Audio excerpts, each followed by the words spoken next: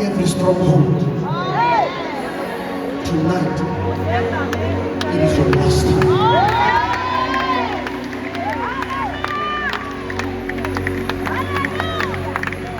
Chains are breaking tonight.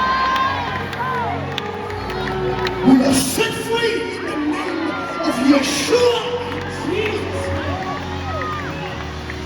There is no weapon that is formed against you and your family that shall prosper.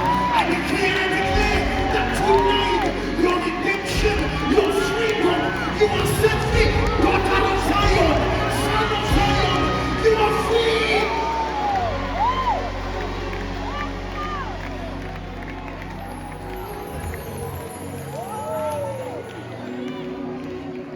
Lift your hands.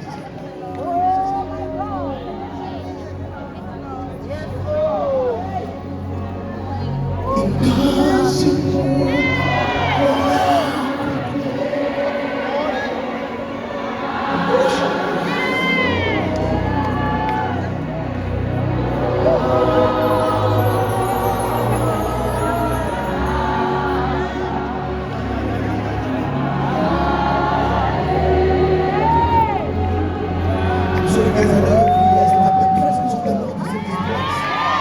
Somebody's not just to church right now. Because you, oh yeah, I pray in the name of Jesus when Monday comes, when you walk into your workplace, when you walk into home tonight, they will ask you one thing.